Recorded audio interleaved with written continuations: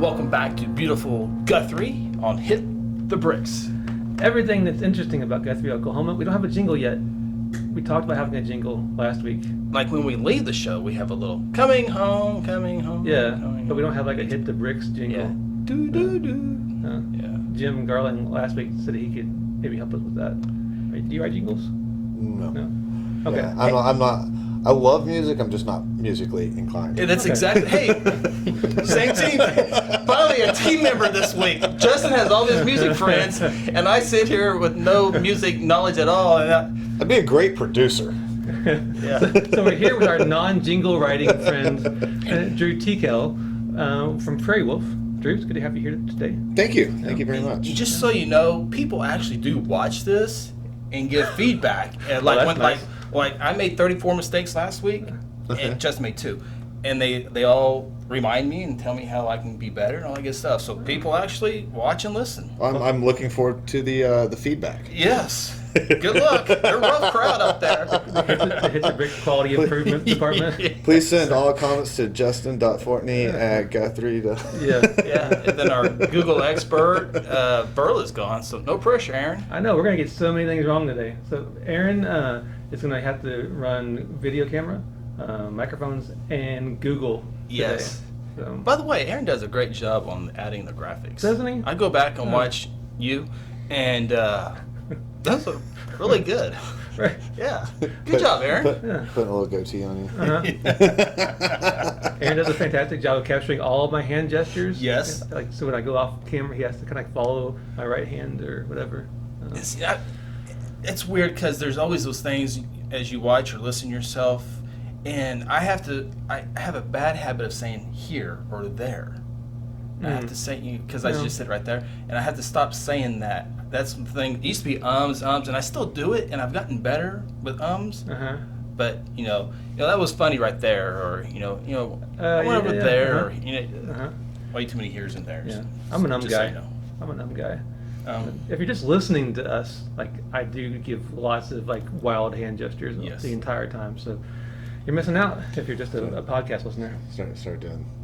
I'd like to think the car drove real good. Yeah. I need to start announcing my hand gestures for just the podcast folks. So like, broad gesture to the left, and here we go. I always thought it was only sign language for our deal, but it's for our crowd. So Drew, Prairie Wolf. Yes. Good things are happening with Prairie Wolf. Lots of good things. Yeah, lots of expansion. We've officially passed the year mark since we acquired it last year. So we start distributing to the great state of Texas this month. Kansas starts next month. By the end of the summer, it'll be Colorado, Nebraska, South Dakota, North Dakota, Indiana, Ohio, Michigan, Florida, and potentially Georgia. Oh, you started sweating while you were listening those off. That sounds like I know. Work. I don't know. If you noticed, we do have a temporary building right now because we are going to be starting our expansion here by the end of summer as well to expand the facility. Hopefully, we're fingers crossed getting going to be opening a tasting room and merchandise shop either on the front side of the building or across the street. We've been in the talks with that. So yeah, definitely lots of movement happening. At Prairie Wolf, and all positive things. That's really exciting. So distributing, tell folks about what exactly you're distributing. Yeah. What's Prairie Wolf have available these days? We're Oklahoma Wentz, right? Yes, Oklahoma Wentz, corner of it, the big white building. The new backdrop for Red Brick Nights. It is. Yeah. It is. Yeah, we are very grateful that Guthrie chose us as the backdrop. It was my suggestion. They acted on it. Go ahead. Thanks, Chris. Yeah, you're absolutely. Marketing. Yeah, there you go. Home team. Yeah, right. This bump just happened. For the listeners. It's the beginning of amazing bromance over here. Obviously we still have the vodka, the gin, and the coffee liqueur. We have since exited out of the whiskey side of it, and then the end of last year, really beginning of this year, we released the rum Obahoshi, which is the reason we bought Prairie Wolf in the first place. And that is a really cool, it's called an inland style rum. It has its date, its roots back to the Sugar Act of 1764, when the British were taxing molasses coming out of the Caribbean into the New England colonies. No one likes to pay taxes. So they started augmenting cane molasses with sorghum. For those who don't know, sorghum is the temperate climate version of sugar cane. When you press it, there's a sweet juice that comes out of it. That juice is cooked down. It makes a molasses, and we turn that into rum. We do get all of our molasses out of or all of our sorghum out of the Seminole Nation in Wowoka. So we've teamed up with the tribe out there. They grow and process all of our sorghum for us. So another way that we can help try and give back to communities and things like that, and be really made in Oklahoma. That's a lot of science. Lots of science. That's why my And brother history. does it. Yeah, I'm more of the history side of it. My brother does the science thing. Wow. Your brother is Eric. Yeah, right? my brother Eric, he is our head distiller and our plant manager, and when I say he's a scientist, he is a scientist. He's got double masters in biochemistry and something else, the sciencey. Heck yeah. Or biology and chemistry, that's what it is. He's got double masters in biology and chemistry, and so... So what takes place in the Guthrie location? That is everything. That is everything. That is everything. That's amazing. Yeah. So everything that we do is done out of this location until we get too big, and then we're going to turn that into our museum and tasting room and facility, and then we'll have to. But that's not going to be for a while. We can do quite a bit out of this facility. Unfortunately, we're trying to work with the state of Oklahoma and getting the laws changed so that we can have tours and tastings. That is a slow-moving train. That was going to be like later in the program on my questions about the laws. So I was trying to get happy Drew right now before we got into the law talk when upset Drew comes along. Oh no! I mean, I've really only got See, two starting to emotions. stutter already. I've only got two emotions: tickle and rage. Okay. So. All right.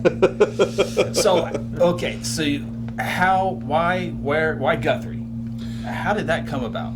So that was actually our predecessors, the Merritt family, when they started Prairie Wolf, and really the big draw for them was one, the historical side of Guthrie, and then two, the water treatment facility. If we're going to be honest about it, Guthrie has the brand new water treatment facility, and so when making alcohol, the water is just as important as the actual distillate, and so because that'll add flavor.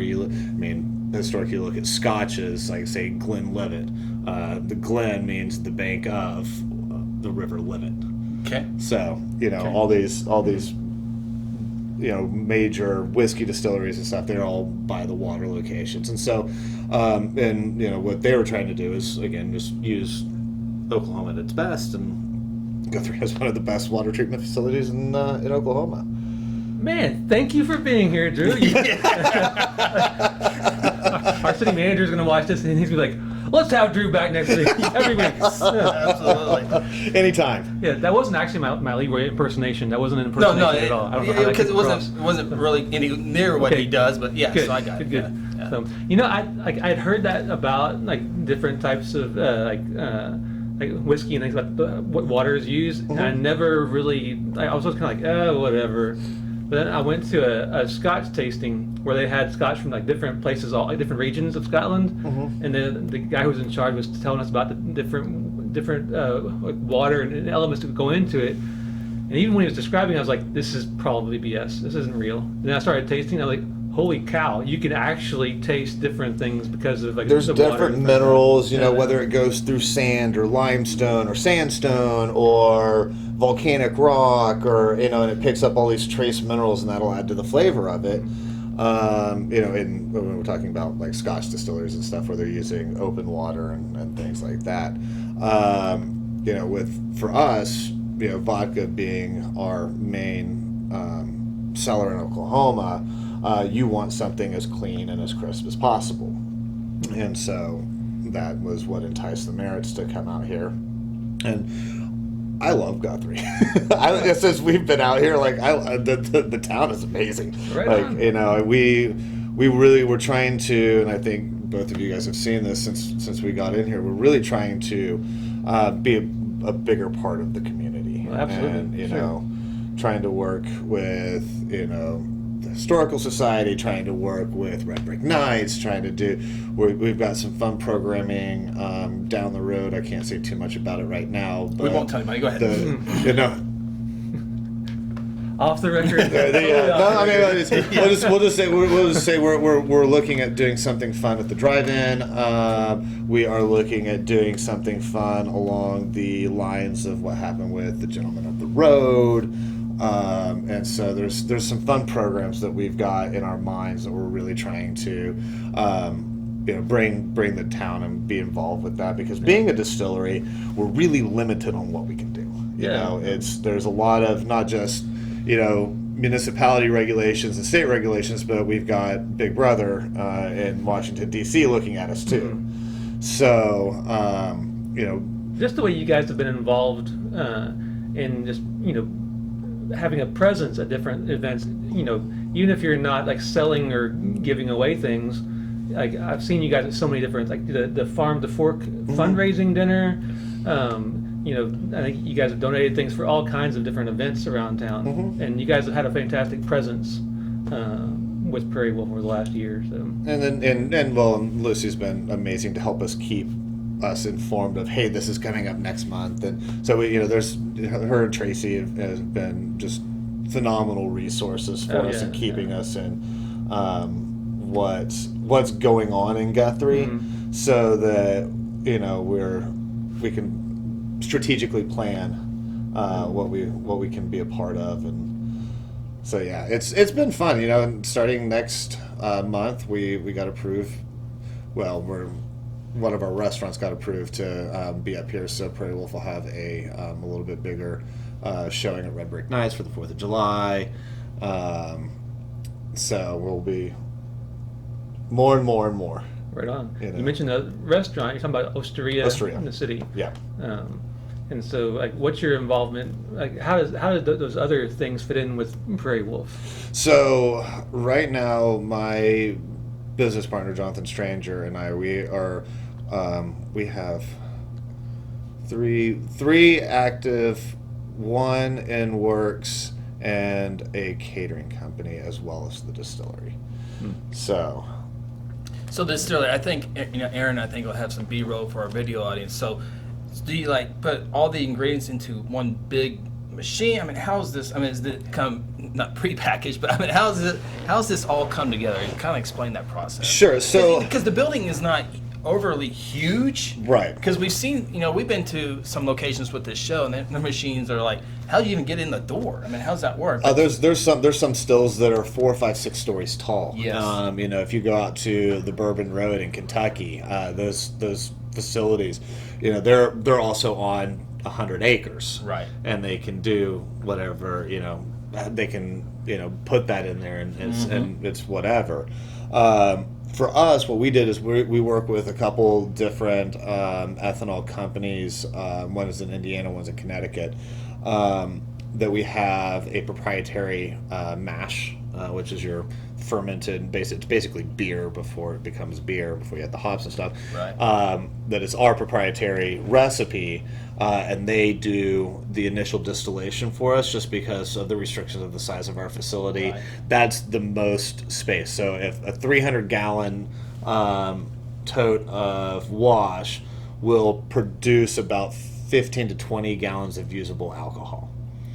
Okay. So you can see what the ratio is there and how much space you need of fermenting wash to make just a little bit of spirit with all the cuts and everything else. So they do all that stuff for us, and then we go in, we refine it with our still, get it to where we want the flavor to be, and then dilute it down with the water. That's for the vodka. For the gin, so there's 2 methods of making gin. One is called the maceration method, which you basically put all your botanicals in a high proof vodka and let all the oils and flavors leach out into it. Think of it making like Earl Grey tea in the morning. The second is called vapor infusion, and we put all the botanicals in a vapor basket that's connected to the still.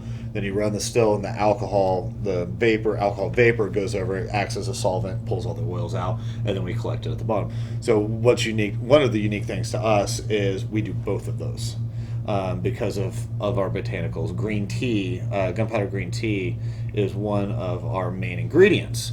And if you've ever, going back to the whole Earl Grey in the morning, if you've ever left your tea bag in the water for too long, it becomes really bitter and astringent. That's because there's a lot of tannins in tea.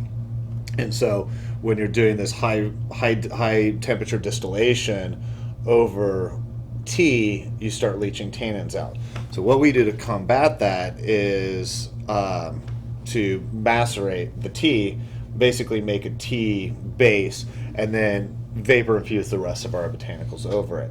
And that way you don't get that bitterness and astringency that comes out with using a tea product. So did I read too that you guys get your tea? You get that Oklahoma? Yeah. Tea? There's a tea shop off of 23rd Street in Oklahoma City that we use, and love those girls down there. Christy? Yes. Yeah. What's her shop's name? Tea Room. Tea Room. Yeah. Tea Room. Yeah. I want to call it the tea shop. Yeah. I just say, Eric, go get more tea. Right.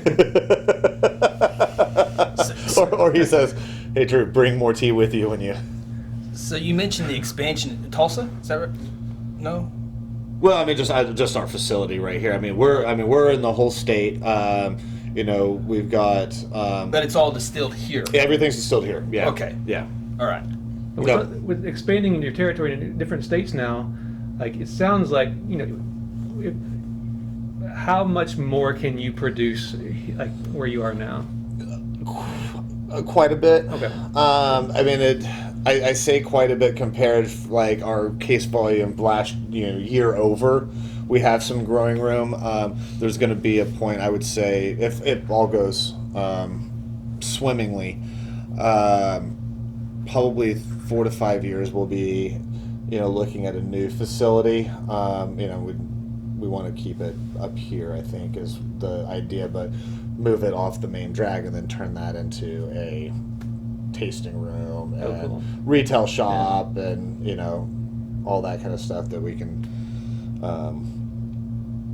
continue to utilize the space and still be a part of Prairie Wolf, but have the manufacturing done outside the city. You mentioned that your brother is like the mad scientist of this outfit. Like before you guys bought the business, like were you like a distillery? Like was that something that was you were like had some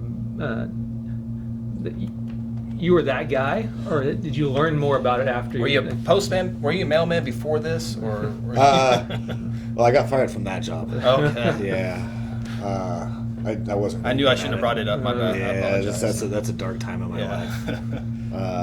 No, I was. I've been in restaurants my whole life, and that's how my partner Jonathan and I, when I moved back to Oklahoma in 2016, my father was diagnosed terminal with cancer and wanted to spend some time with him before he passed away, and so I moved back from Seattle. And when he passed, I had every intention of going back to Seattle. And Jonathan called me and said, "Hey, there's a project I want to work on with you." And that was our first restaurant with a separate restaurant group, but en croute in St. Mark's Chop Room. And so I stuck around, and we just kind of continued to grow. And my background is I have a culinary degree. But I graduated culinary school and immediately went to the bartending and front of the house side of things because I like windows. You don't get those in kitchens very often. But being able to take what I knew about flavor profiles in food and turn it into alcohol. So became a certified sommelier. I'm a certified spirit specialist. And so kind of like the whole booze mentality has always been That's a natural progression. It was. Yeah. Yeah, and so there was one night we were in the kitchen at St. Mark's, and Jonathan looks at me. He's like, "Hey, have you ever wanted to make your own booze?" I was like, "Well, yeah, I just don't want to go to jail." So That's a good caveat to add to most things. It's a thing. That sounds awesome, but I mean, it sounds like an episode of Moonshiners. It kind of is. But we started walking down that path, and actually, my brother and I have known the Merritt family for forever. I mean, Eric and Hunter were friends in middle school, and so called Hunter and was like, "Hey, can we take you to lunch?" And that's when we found out that Prairie Wolf was for sale, and what was started off as like a 24 to 36 month plan turned into a 4-month plan. Oh wow! Yeah, a little bit expedited. Right on. So, but yeah, no, I love doing it. So it definitely gives you a new appreciation for the spirits industry, being on the manufacturing and supplier side of it, on the retail or on-premise side of it. It just shows up, and. It shows up and you pour it. There's about 3,000 steps that happen between it showing up and it being even produced. Working with distributors, and January we signed on with RNDC, and they are amazing. They've been super supportive of what we're doing, and they're a national distributor, and so that's been kind of our big diving board into expanding outside of Oklahoma, is working with RNDC and all those guys, because they believe, the Oklahoma guys, they believe in us, and they believe in our brand, and they think that we can do something great on a more national stage. Like, no, we need to get you out there. So we're super thankful for everything that they've done for us as well. Have you ever heard of the group Able? Like April? Able.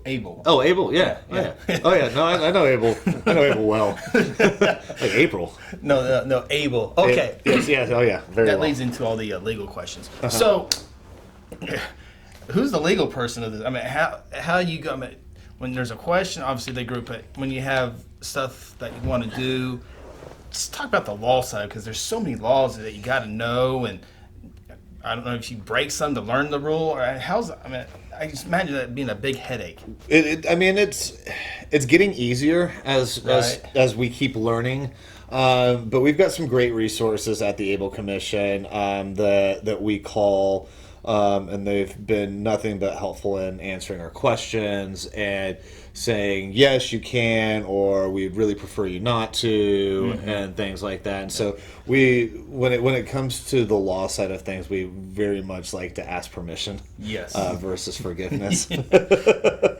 So, but no, the Able Commission has been super supportive of what we're trying to do, and they've worked with us on a bunch of different things that we're, say for Red Brick Nights, for instance. Helping us figure out the best way to go about it. Yeah, because it's one of those deals that it's a taste, and you don't want to buy a bottle of something without maybe a sample. And I think there's some legislation, like, I don't know if it passed this year or not, but for like liquor stores, I think it did, start November, liquor stores can have like small samples of whatever they want, and then you can taste it right then and go, you know what, I really like that. Like, give me the big bottle, or... Yeah, they're also allowing children in there November 1st as well.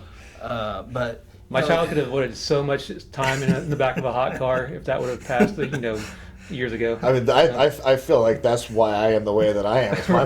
My mom left me in a hot car for... He's one terrible sneeze inside the liquor store, though, from buying a bunch of bottles. Your friends were like, "Why are you dehydrated?" "Oh, Mom was at the liquor store again." It'll be any minute now. She was looking for that one bottle. Yeah. But that's one thing, you guys can't... People can't go inside the distillery and say, "You've been tasting, let me buy." So. Yeah, unfortunately, right now, when all those, and it was of no fault of anybody's, when all those laws were written, and I believe it was like 2009, 2010, that allowed for tap rooms and wineries to do their tasting rooms and things like that. There were no distilleries. Right. Prairie Wolf was Oklahoma's first distillery, and that was founded in 2012 and didn't start production until 2013. So, this is 3-4 years after all of those laws were written, and so, winery can do it. Like, yeah, well, when they wrote it, we didn't exist. Yeah. And so now it's kind of going in and working with ORA, working with the distributors, working with the legislators to kind of look at how we can get some of those rules not changed, but just rewritten to include, because there's nothing wrong with the rule in and of itself for the tasting rooms and tap rooms for breweries and wineries. We just want to be included. It just seems, Lots of FOMO. Has there were people like you 10, 20 years ago trying to do this, or has there been more of a push lately? Because it just seems like, and there's people that will argue both sides of this. Medical marijuana is now there. Kids can start going to liquor store. I mean, it seems like a lot of these small things, small rules, laws. It's huge for you guys. You're in the business, but it seems like there's more and more happening. It is a bit more progressive, which from our stance we very much appreciate, because that little bit of leniency. Oklahoma has not historically been a huge alcohol state. Right. I mean, liquor by the drink happened in 1982. Right. Since then, there's only been one other major alcohol law passed before the laws that went into place in October of last year. So it is a slow moving ball, but we're working with the state to try and because you look at states like Washington, for instance. There's 70, I think, distilleries in Washington, and like 40 of them are in downtown Seattle. And so and it helps businesses grow. It's more of a they have these tours now. If you go visit, that you can go see all the there's 10 or 15 distilleries on this tour. And so as this craft revolution in spirits, there's the craft beer revolution, the winemaker rockstar revolution, and now it's kind of going into the spirits side of it. Yep. Where you're seeing a lot of micro distilleries and craft distilleries pop up, and being allowed to do it in Oklahoma is great, because it helps. I think it helps Oklahoma be put on a little bit more of a national presence. Yeah, it's just it's like baby steps. There's beer in Walmart now, and there's 6 Point beer now in Walmart. It's just these steps that kind of makes what you're looking for, I don't know, easier, but the stepping stone to where you want to be. And the other side of that thing, you mentioned 40 in downtown Seattle. There's like one or two. One originally here in Guthrie. Yep. That's more businesses that can come in, and adults can be adults. And there's some that are going to be stupid or silly with laws, but that's more businesses in there. Adults make adult decisions. What's wild is that even with all of Most the of the time. I said most of the time. Leave Aaron out of this, okay? Like with all of the breweries that have opened up in Oklahoma, it feels like there are like so many brewery options now. Yes. But I read somewhere like breweries per capita in Oklahoma is still like we're like I don't know, I can't remember what it was, like we're like 47th in the country in terms of breweries per capita. Yeah. And so there's still like tons of room to grow on the brewery side, even though there's tons of fantastic breweries that have opened up. Sure. Like well, then the Brewers Collective that's instrumental in getting the craft breweries going, and we've actually reached out to a couple of the brewers down there to do some cool like one-off small production distillate stuff. We either I went to Brewers Union. The one downtown that you can go in, the collective or whatever it is. But there's so many good beers in Oklahoma. It's been fun to watch how that place is kind of like I think like Elk Valley started in there, and maybe Black Mesa I believe did.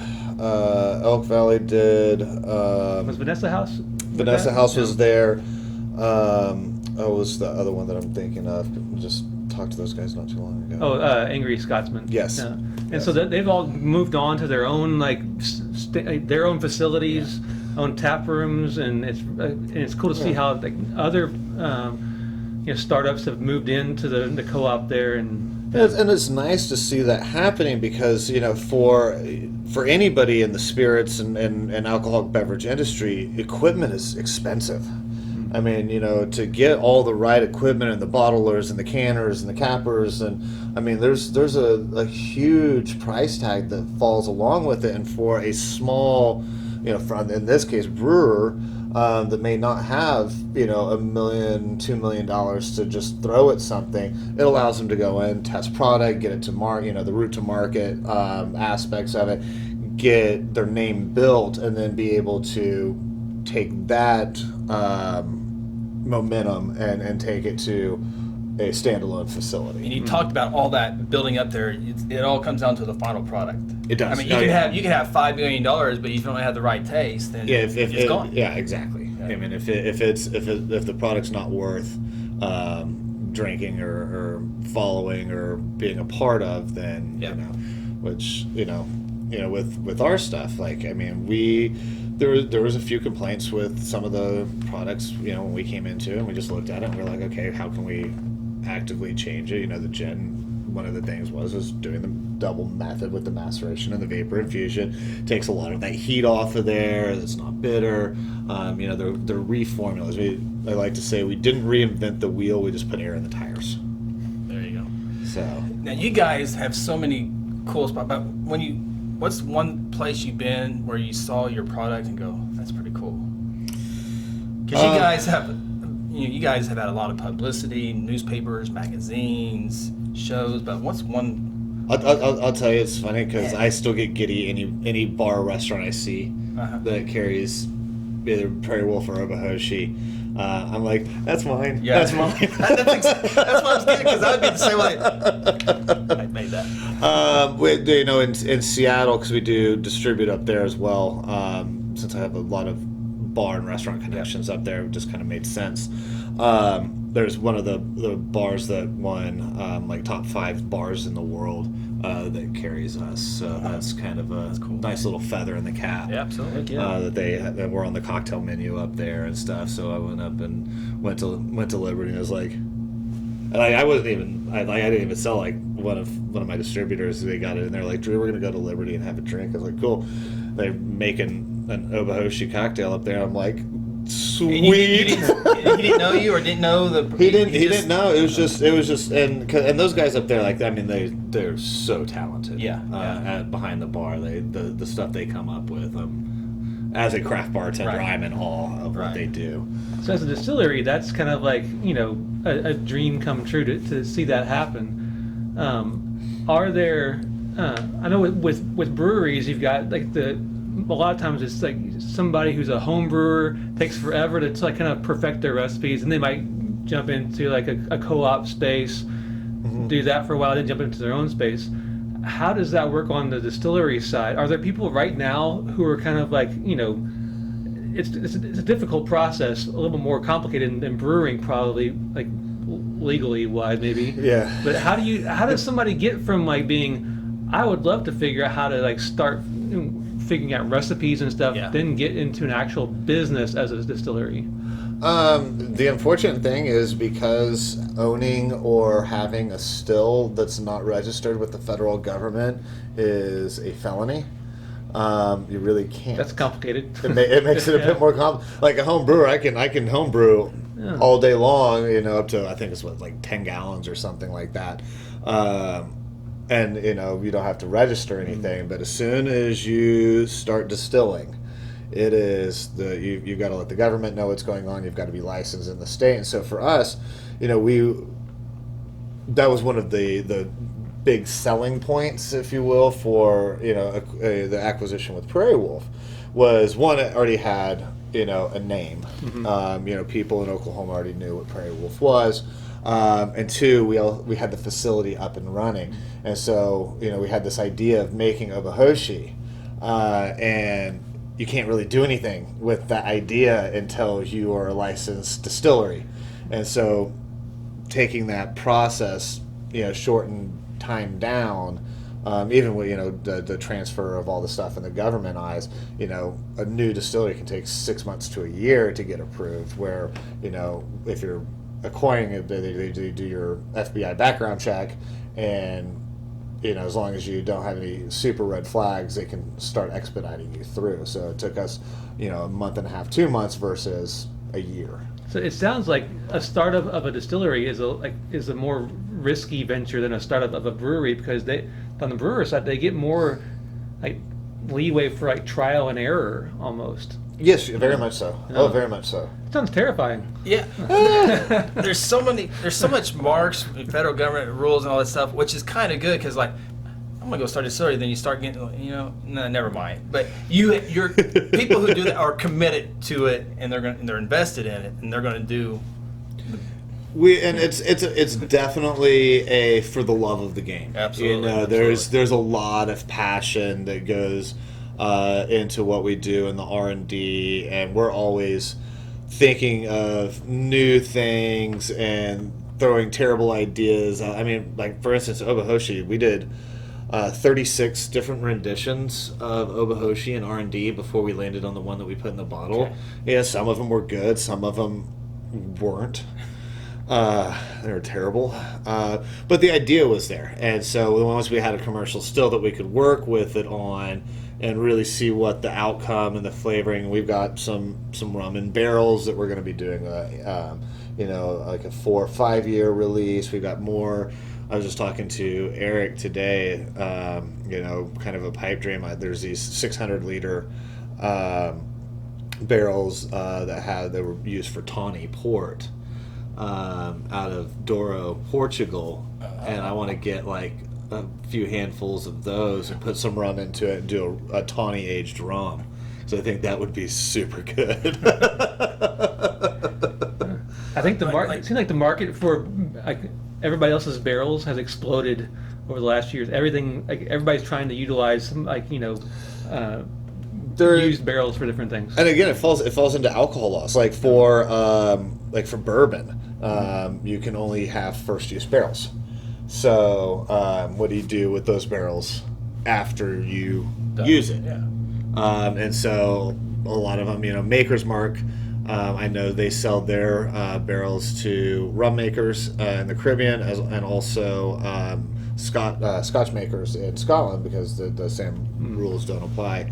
But so we are on the end that we don't have to do a first use barrel if we don't want to, and so we get to look at finishing barrels or looking at how different flavor profiles are going to enhance or augment what we're trying to do, and we can really kind of hone in on the control of what the end result's going to be. Like, oh, we want this to be a little bit sweeter, so I'm going to put it in a port or a Madeira barrel.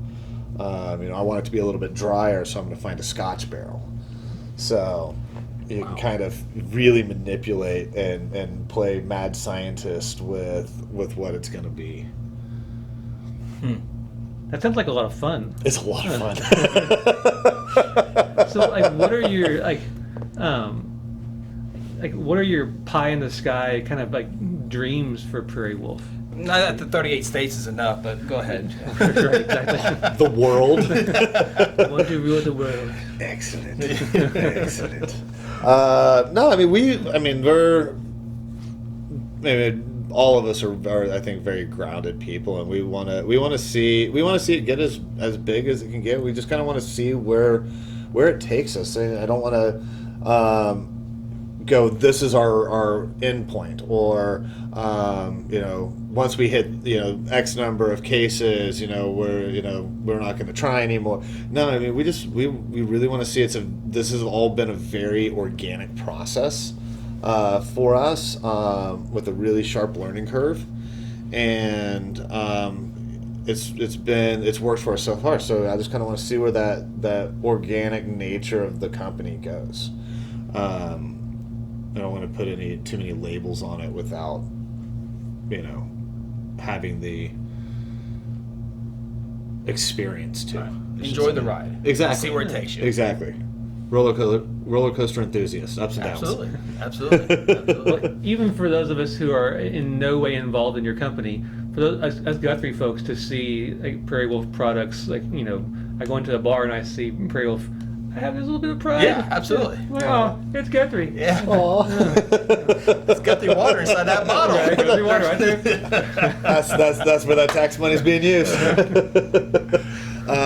No, but yeah, no, it is. And as we're expanding outside of Oklahoma, we hope Oklahomans will do the same. You go to the bar in Colorado or wherever, and you're like, hey, that's an Oklahoma thing, and it's just that Oklahoma proud that we really want to continue on. And growing up here, leaving and then coming back, it definitely gave me a new respect for the state and really diving into what Oklahoma proud can be. One more question for me as far as on the marketing. Well, one more question, I think. Like, it's word of mouth is always the best on anything when you're selling something. But how do you what's the best marketing tool as far as getting people to taste it? Because if you go to some bar, you go to the bar and there's like 85,000 options. So what's the best method? Word of mouth. Yeah, right. Yeah, right, I mean that's a hard question because I mean that's the biggest. That's the $1 million question for any spirits company. Sure. Or any business, really. So, like, for us, we go around to a bunch of different restaurants, bars, nightclubs, retail shops. If the retail shops are doing tastings, we always try to be a part of that, and those tastings are open to the public where they can come in and taste a bunch of different stuff. Ask questions. We'll be, we team up with different bars and restaurants that will go in on a Friday or Saturday night and just talk about Prairie Wolf and let people know who we are and what the products are and just trying to get people to take a chance on us, really. And for those that have and continue to support us, we say very much thank you. Absolutely. My last question is kind of on top of Chris's question. Let's just assume that that you guys have just completely blown up. You're a gigantic company now, and you can choose to have any spokesperson you want to be the spokesperson for Prairie Wolf. Let's just assume that Matthew You're staring at me.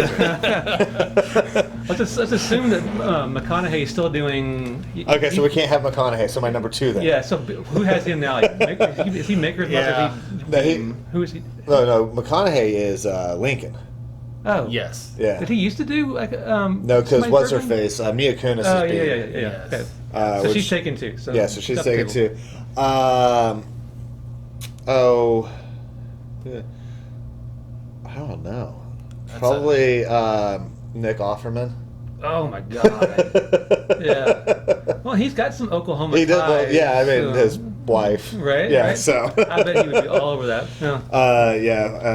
I think instead of having the Scotch night with Nick Offerman, put a glass of Obahoshi rum in there and see what happens. Like the Dos Equis guys. Yeah. I'm starting to think of Right. of the spokespeople. Oh, Offerman would be perfect though. Right. Yeah.